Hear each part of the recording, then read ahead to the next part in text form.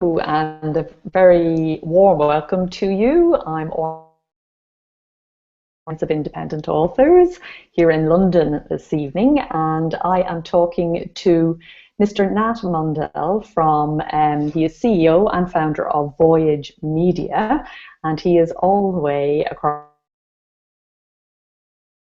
down in LA, I think today. Is that right, Nat? That's right. Yeah. Hi, Orna. Thanks so much for having me. Indeed. And Nat and I have been talking for almost a year now about dramatic rights, film and TV rights. And I know this is something in indie authors' hearts. It's the dream, isn't it, to get your book turned and to go, mainstream, to do the Gone Girl thing. I mean, that's the current one that's done it, sold 2 million copies, and then gone on to have this sort of a blockbuster movie that works with authors of all kinds and lots of self-publishing authors to help them to do exactly that. And so, Nat, can you start us really by talking through some of the more successful projects that you've had recently? Absolutely. So we have two facets of our business. One is we have about 40 producers that work at Voyage Media, all of whom have just incredible experience and track records bringing books to screen, like The Blind Side and The Road and The Sum of All Fears and The Quiet American and Hunger Games and all sorts of incredible sort of big blockbuster novels. But the other part of our business, which is the part that we've sort of made a larger investment in recent years, is targeting the self-published or unpublished author. We decided that that was the future of publishing, and that books would always be sort of the primary and most powerful source of stories for film and television, and that we'd better put a flag in the ground in the self-publishing universe. So in recent months, we've brought 5 or 6 self-published books into the Hollywood market successfully. A couple of examples: these are books that have been optioned by producers and are well on their way to being made. So 500 Miles to Nowhere is a wonderful book by Fred Eason. It's being adapted into a movie. It's a western. It's a true story western. We have another book called Unbridled: Tales of a Divorce Ranch, which was a self-published title that came into our program, and we've sold recently to television producers, and it's being adapted into a television series. So that's one that we're very excited, and that just actually happened within the last few weeks. But there's numerous other ones as well. So these are greenlit projects. They're not just optioned, because a lot of us have experience of options, which is, you don't get very much money and then nothing happens. Yeah, no, in terms of the self-published universe, we've only been operating in the self-published universe for about 2 years. So these are optioned properties. These are not yet greenlit, and we wouldn't expect to see any greenlit projects probably for another year, probably another year at least, because of the average time between, sort of option and greenlit for a television series is at least 1 to 2 years, and for a movie is usually between 2 and 4 years. Yeah, so that brings me to kind of the first thing. I mean, I would see this chat that we're having as being very much about bringing authors down to earth around this whole topic to some degree, because, of course, we've got overactive imaginations. We're writers, and, we tend to think of, it's the dream, isn't it? A lot of writers have the dream of sort of a Hollywood movie, and the first thing is, it takes a long time. Even if somebody does like your book, it takes a really long time to get from A to Z, shall we say. There probably are 26 stages between one and the other, and lots of projects that are options. Isn't that right? Yeah, that's correct. I mean, I think of, book writing is often a solitary pursuit. and filmmaking is anything but. It takes a village to take a project from concept all the way to screen, and there are so many different stakeholders along the way that influence the outcome, and all of which are sort of interpreting, if you will, the market or the audience, right? So it's very normal, and we sort of experience this a lot, where authors are sort of surprised at how much goes into the process of getting a project greenlit. And it's usually there's kind of this isn't quite to your question, but one of the things that we've sort of been educating authors around is this notion that the author is being sort of told by various sort of supportive stakeholders that doing a free option is a horrible mistake, and optioning your book is a horrible mistake because nothing's ever going to happen. And there's really no alternative, number one, unless you have a bidding war where you have multiple parties that want your book at the same time, and then you can sort of raise the price. But a different way of looking at it is that you as the author are getting a producer to spend 2 to 4 years of their life trying to make your project happen, and they're not getting paid either. So you can start to flip it and think of it more as like it's your team member, and you now have somebody that's shouldering the load with you in the film and television space. So that sort of tends to kind of flip the perspective a little bit about there's that notion of I'm the author and I'm being exploited by somebody having a year or 2 years of the rights. But the other, it's a different way of looking at it. Sure.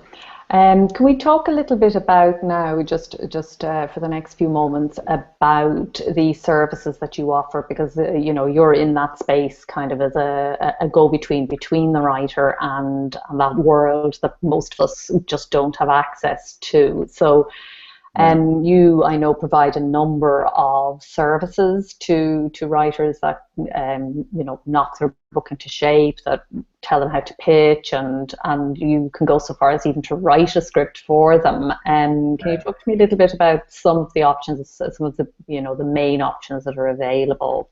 Yeah, absolutely. I mean, so here's the distinction between the two universes that I described earlier of we support sort of the blockbuster books in the market, but we also support self-published and unpublished manuscripts.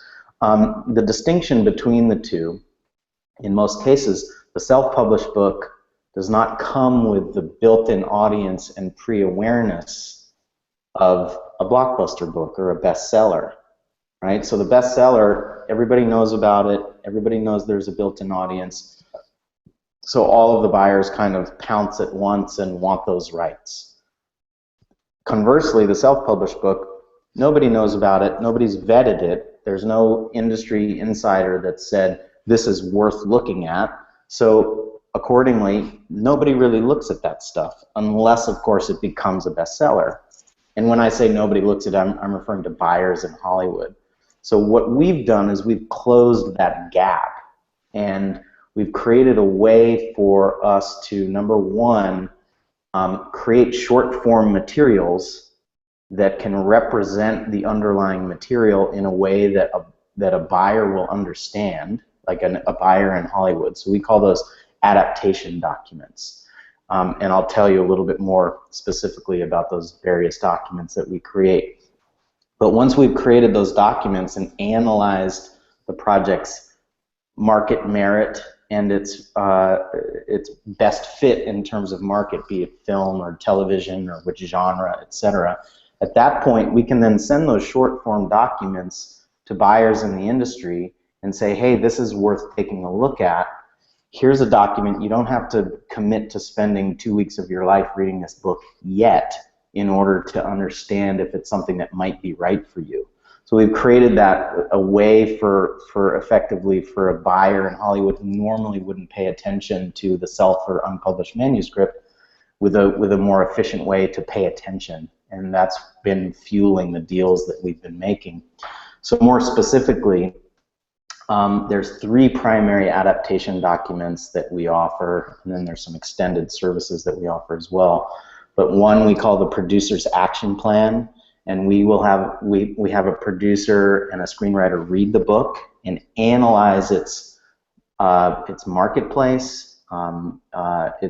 Make some recommendations for the adaptation. It's basically an analysis document. It ends up being about 6 to 7 pages. Another word for it that a lot of people know is coverage. It's called coverage. So that's the Producer's Action Plan. We also offer a treatment where we have a producer and a screenwriter actually adapt the book into a new storyline, either for film or television. That ends up being about a 7 to 10 page outline of the new screen story, not the book, but that's not an outline of the book, but it's an outline of the adapted storyline. And then finally, as you said, we also bring screenwriters and producers together to actually create full-length screenplays, which is like the blueprint for the movie or the television series.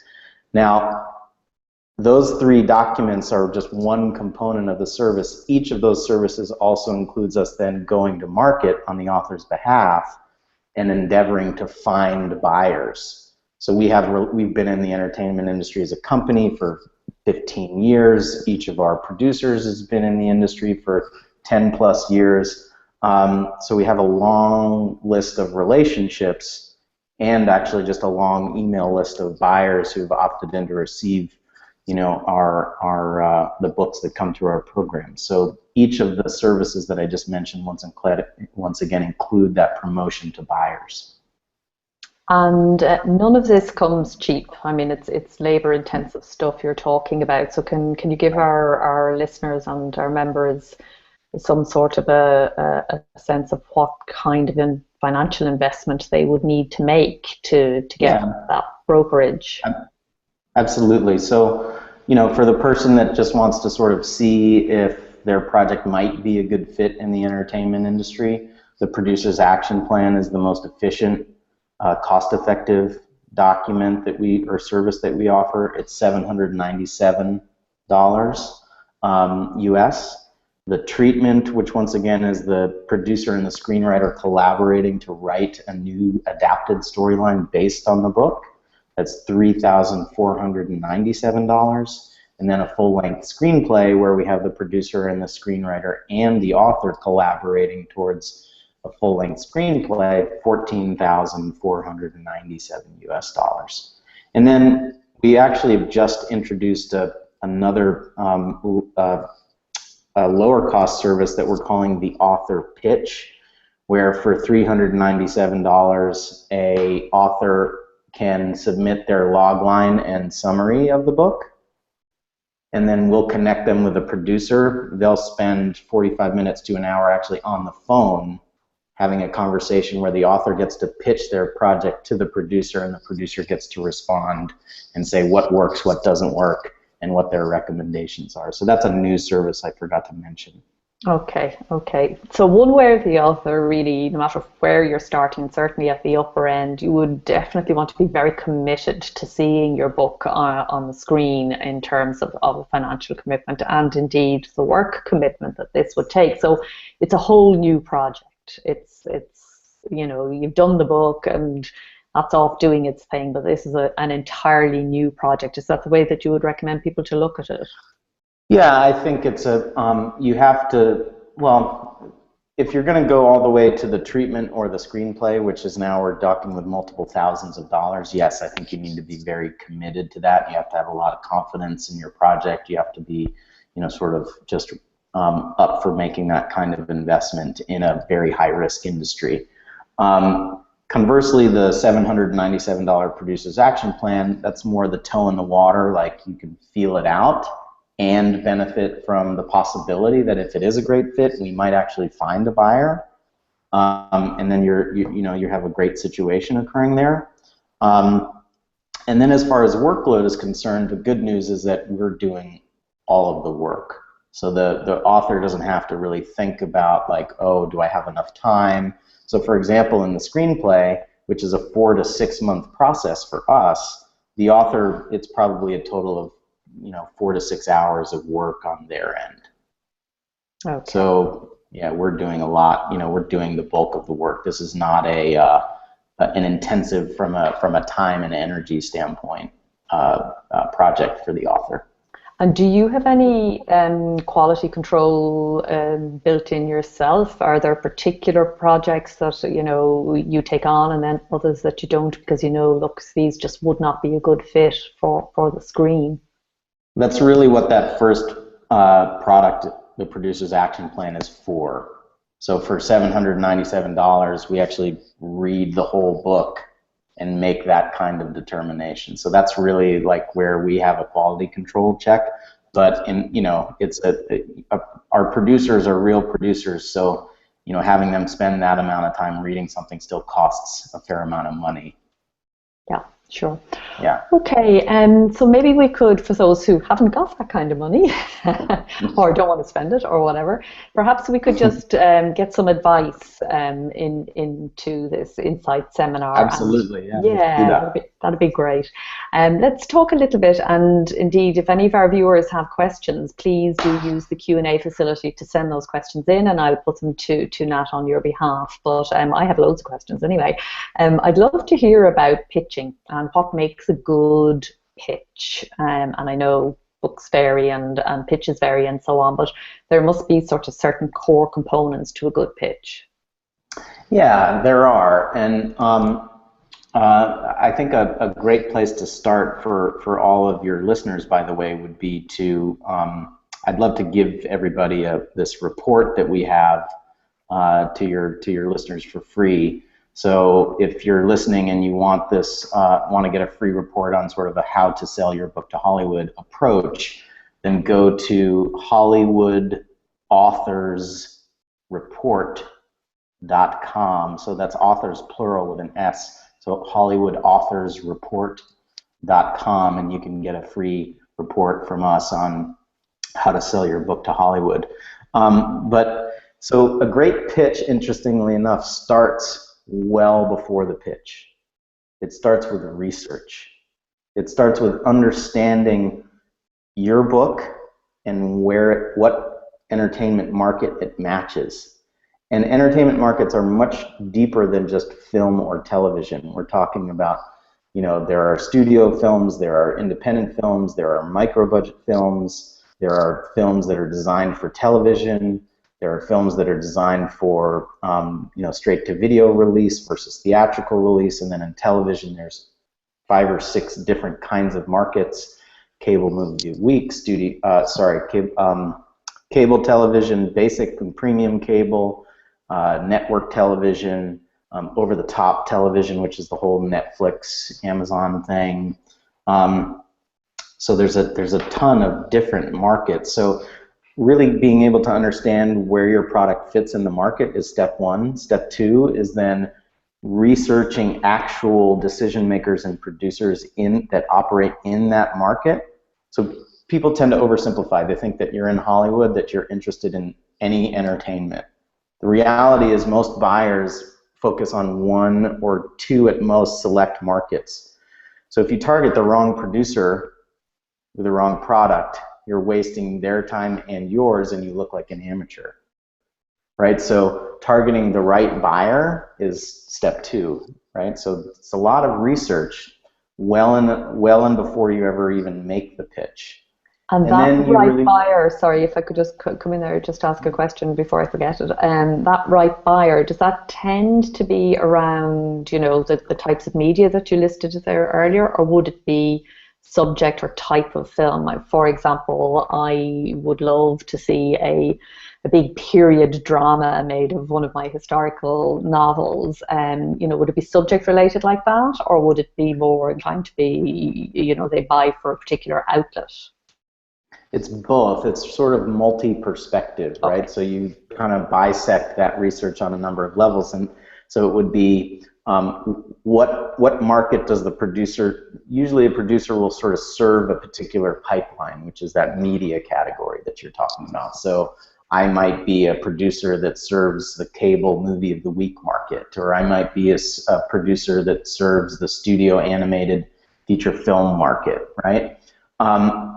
So that would be like axis Y, right? Or axis X, and then axis Y would be, particular subject matter.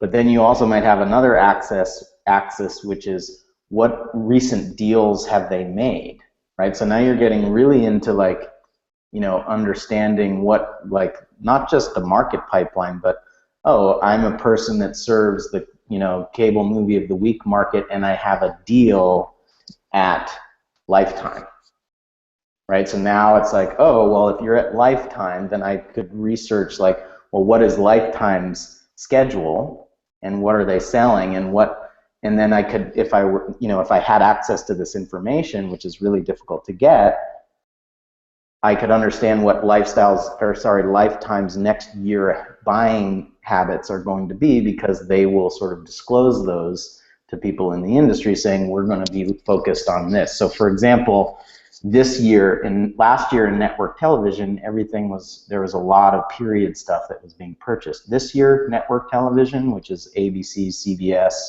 NBC, Fox, and the CW, nobody's buying period right now. But 6 months from now, who knows, right? So all of this research will tend to, sort of focus you, which is actually a huge time saver for you, because then you can focus who you are targeting, and you're not targeting you're not sort of casting this wide net. And that's the level of like professionalism that a buyer who you're going to pitch to expects. Like, why are you pitching me this project? It makes no sense. Versus, oh yeah, I would be actually really interested in hearing about that project. So that's step 2, once again, research. And I hopefully have displayed like how deep the research can go. Step 3 is really being in the relationship business. So oftentimes I've experienced people cold calling me, and they get me on the phone because however they got me on the phone, and they just start reading a pitch. Like literally they're reading the pitch, and they're just trying to get it all out before I interrupt them or hang up the phone. And that's like a perfect sign of, a complete amateur, right? And usually, because of the business I'm in and that I support emerging creators, it's like I'll usually eventually stop them and give them some suggestions, but normally that you wouldn't even get through the assistant to the person that you would be, trying to connect with. So being in the relationship business, usually being in inquiry, being curious about them and what their needs are first before describing your own needs, for example, and just being human. The entertainment industry, by and large, is pretty casual and informal.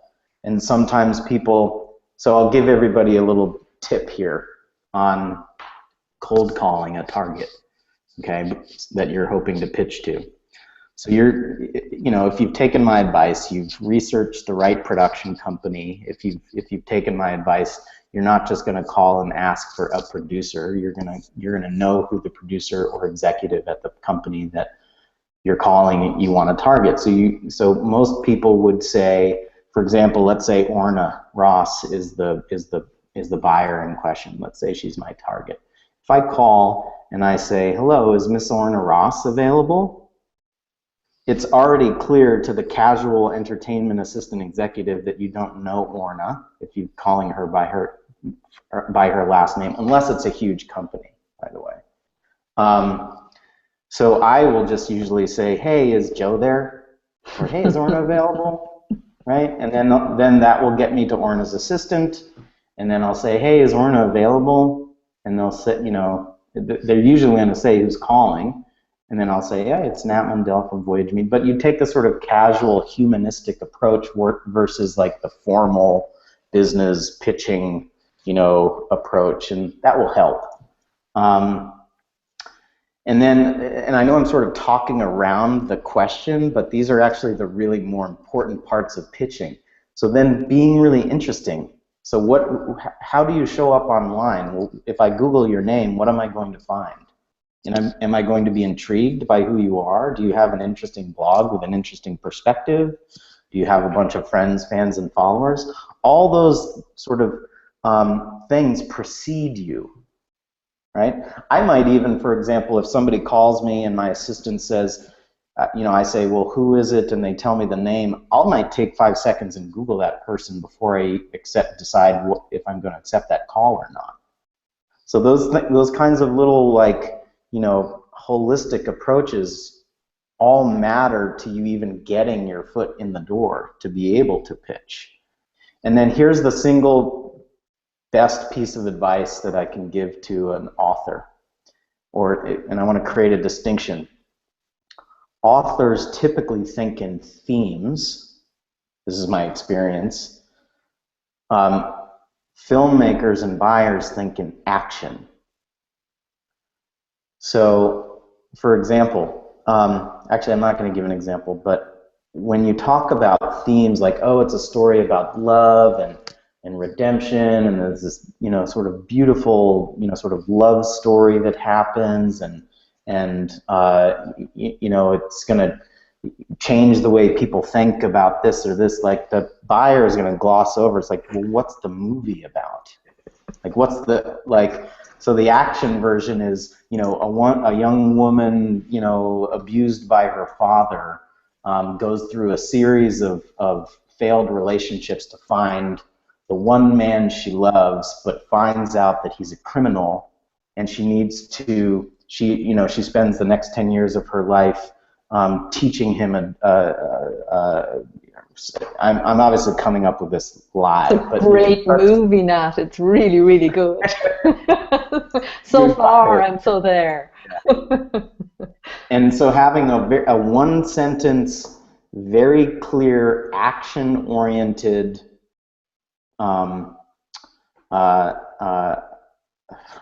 sentence, we call it a log line.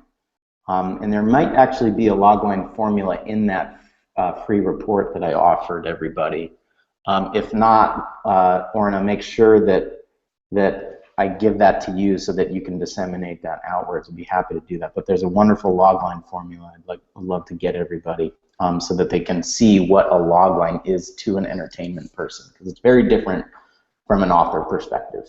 Fantastic. Well, we'll be turning this seminar, as we turn all our seminars, into a blog post. So we'll make sure to include the logline formula in there. Would be a really good place to have it. And thank you for that too.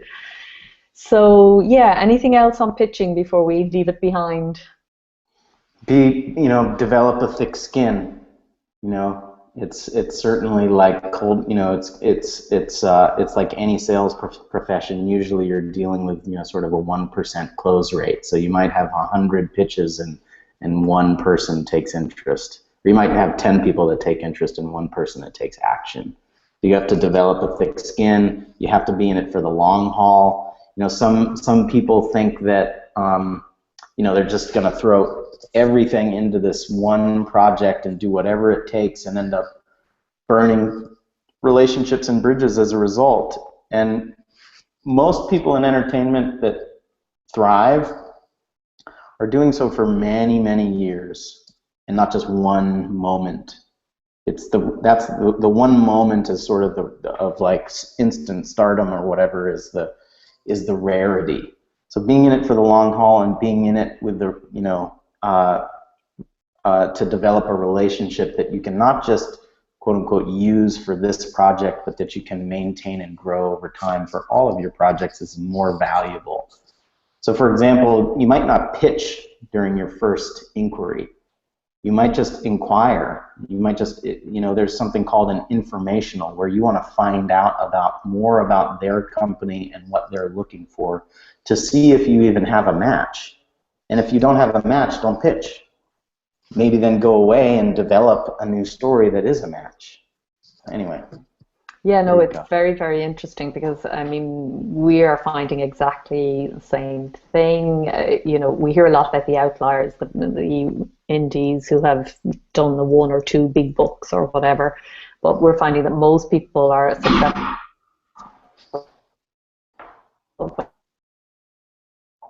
and they have lots of products. Yeah.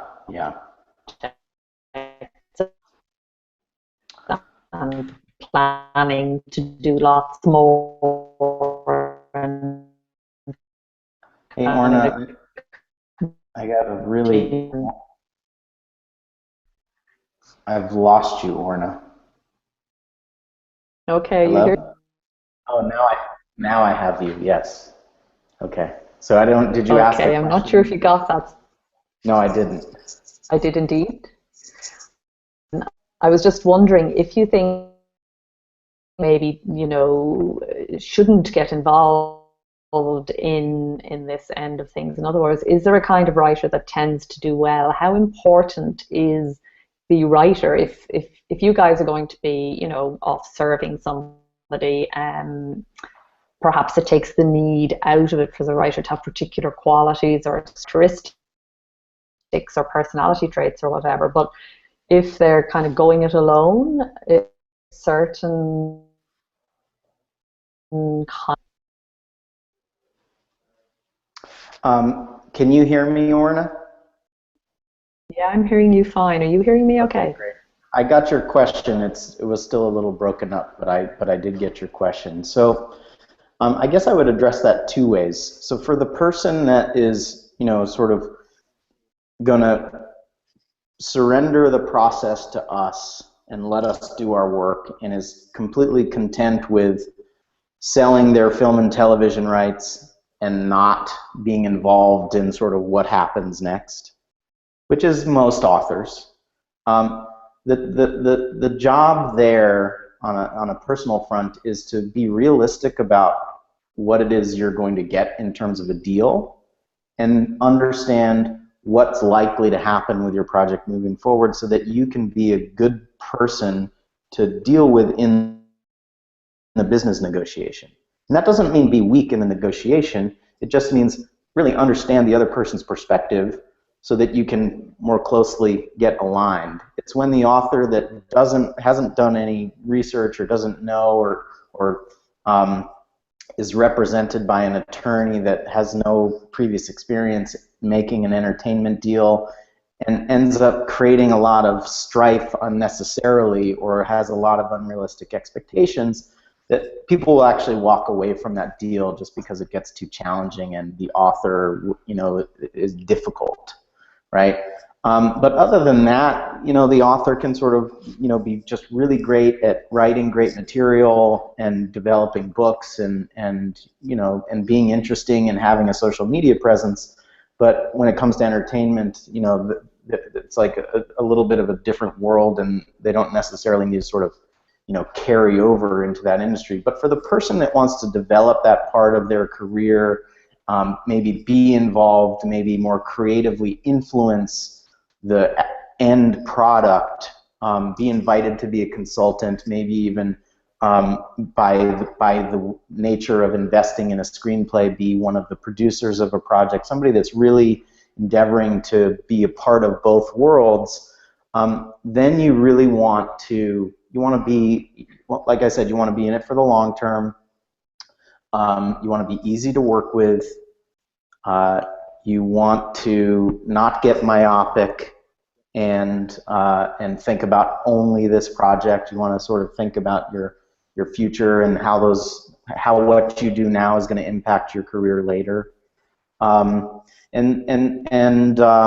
Yeah, so I think does that answer your question? Yeah, no, very, very, very much so. Should a writer do their own script? Is it easier to sell a script than a book? Talk to me a little bit about the two different formats and what's easier to sell. So generally speaking, a book is easier to sell than a script, and a book and a script is easier to sell than either a book alone or a script alone. So the combination of the two is a very powerful sort of 1-2 punch. Like there's some underlying rights with this book, and that will benefit from the synergy between the publishing industry and the entertainment industry. But any problems, any creative problems in the book have been solved by this screenplay, and the fact that there's a screenplay done, if I'm a buyer, that's going to save me potentially 7 months of time and $70,000 to $100,000 of my own money. There's a distinction. A producer in Hollywood will often be a signatory to a union, and so hiring a union screenwriter is a totally different ball of wax than the author's hiring a non-union writer. So, but that's a little bit getting into the weeds. So,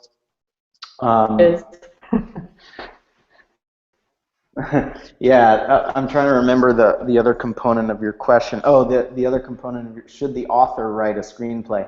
The answer is seldom should that be the case. Primarily, if not singularly, because the skill to write a screenplay is entirely different than the skill to write a book. The author has the benefit of writing to a reader. A screenwriter has to write to a director and an actor who then get to speak to the audience. It's a totally different skill. And the structure and everything, it's just completely different. So you have a skill problem, typically. Most screenwriters have spent 5 to 10 years of their life learning that craft before having their own success as a screenwriter. So there's the skill part.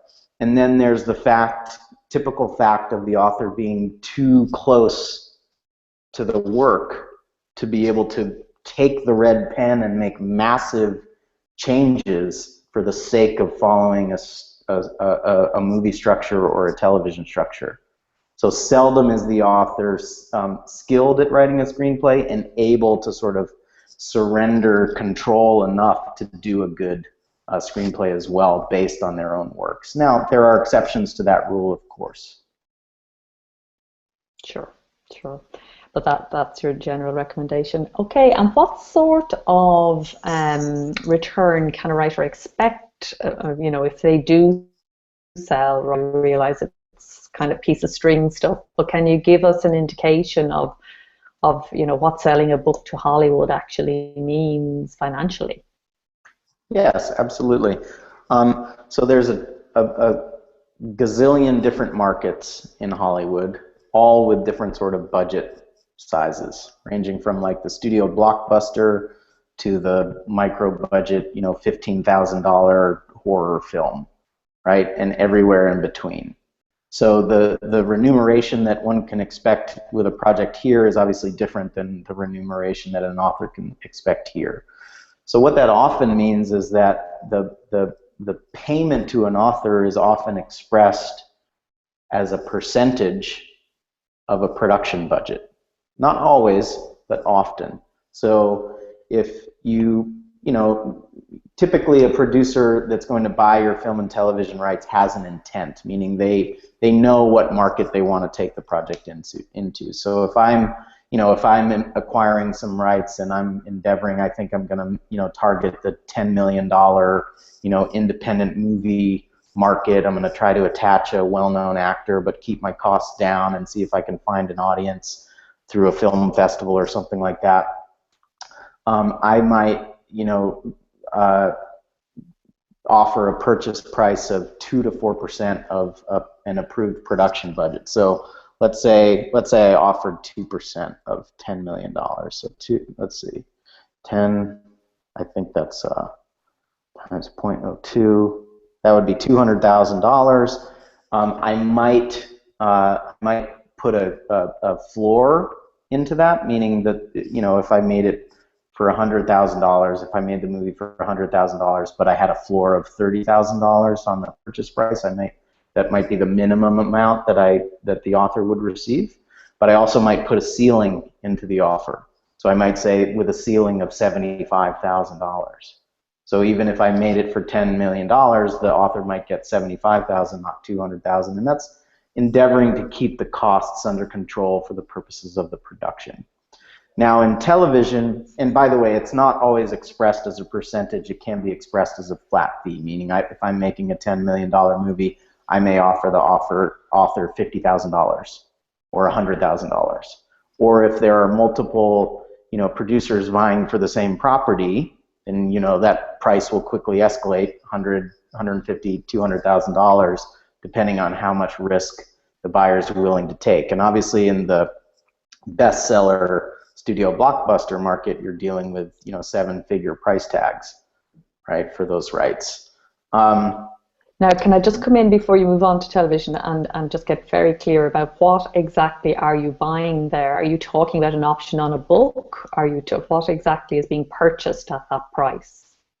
So in this case, I would be purchasing typically the film, television, ancillary rights. And ancillary might be like video game, usually they're, DVD, video on demand, online. There might be the right to publish an audiobook or a specific compendium novel that's like, more associated with the film. Typically, publishing rights would be reserved by the author or the publisher, of course. But the buyer is going to try to get as much rights as possible, and the author is going to effectively try to hold as much rights as possible. Although one thing, and we are going to get into the weeds here, but with the self-published author, one consideration that's interesting is to potentially share your publishing rights with the producer if the producer is interested in and capable of potentially getting you a traditional publishing deal. Because once again, publishing and entertainment are very synergistic as far as marketing is concerned. So a producer may in fact be incentivized to try to get you a traditional publishing deal if that's something that you wanted to get. Obviously not every self-published author wants that. But anyway, so now one other thing as it relates to what you would be quote unquote selling or what the buyer would be buying, if you had a screenplay, you would also potentially be selling those rights. So yes, the screenplay is based on the intellectual property of the book, but the screenplay is also its own material that the producer might want to option. So you could imagine now if I'm an author that just has film and television rights associated with the book, I might have a value of X as it relates to the purchase price. If I'm also have a screenplay, then I can add that asset into the purchase and increase the purchase price.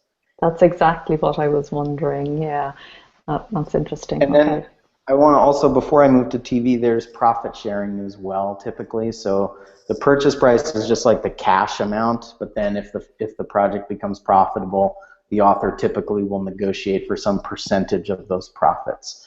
But not every project is profitable. But anyway, that's certainly a point that should be negotiated. And that script that accompanied the book, would that actually be a working script, or would it just be a kind of a sales script that then, would be probably taken on by another writer and turned into something quite different? It depends. In most cases, you're going to deal with rewrites of some sort. How significant those rewrites are is entirely dependent. So just remember, early in the conversation I said there's numerous stakeholders between the concept and the screen.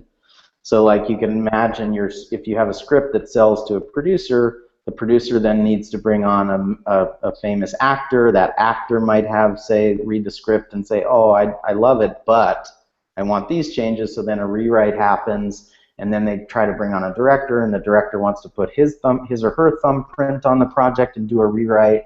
You can imagine all these rewrites occurring. So what ends up here may, not really resemble what started here, or it could be close, right? So it's just dependent on who the stakeholders are and what the needs are. It's really a miracle that it ever gets made at all, as far as I can see.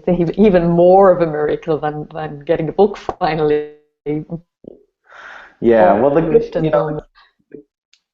the good news for authors, however, is that because of cable television, because of over-the-top television, direct online consumption of media, there's just an expanded need for content. So yes, it's still, you're still dealing with there's a lot of books coming into a narrow pool of what actually gets made, but that pool is getting wider and wider over time. So you can theorize like the audience of one is when it just goes like this, right? But we're not there, obviously. Okay, TV. So TV. So first of all, film, once again, can be expressed as a flat amount as well. It doesn't have to be a percentage. Television rights are often sold If a buyer is endeavoring to make a television series based on your book, they'll usually offer some sort of per episode fee. So that might be, you know, $2,000 per episode for the life of the series, or $3,000 or $4,000 per episode for the life of the series.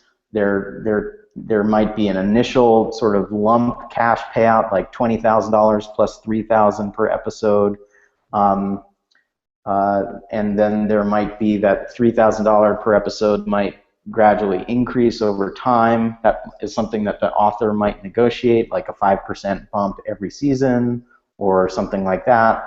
And then there's profit sharing typically negotiated as well in television. Okay. Okay. We're flying along, and I just want to ask you, if you were to give sort of your top three, we always ask everybody this, the top three pieces of advice, who really did want to do this, who really wants to kind of crack Hollywood, or if, you know, see their book on the silver screen, what are your top three tips? My top three tips would be learn about the industry in a sort of a deep research fashion, so that you can understand what market your project might align with. Chances are there's a market, but chances are you don't yet know how to make that connection. So too many people just think like, oh, I've got this, you know, story and it should be a major blockbuster. It's like the typical mindset, but usually that's not the case, because blockbusters are pretty much, you know, Marvel and DC Comics these days. That's pretty much all they are. So anyway, understand the market so that you can identify yours. Number one. Number two, create short form materials so that when you target a buyer, you're not asking them to start by reading your book, because chances are they're not going to want to devote that time. So being able to show them some sort of summary or treatment or screenplay is going to make a big difference. And then number three is more of like a combination of what I would describe as like inner game, which is like just develop your capacity for openness and collaboration, and being easy and good to work with. And then the outward facing side of that is start contributing to the online universe through social media. You know, create an interesting blog,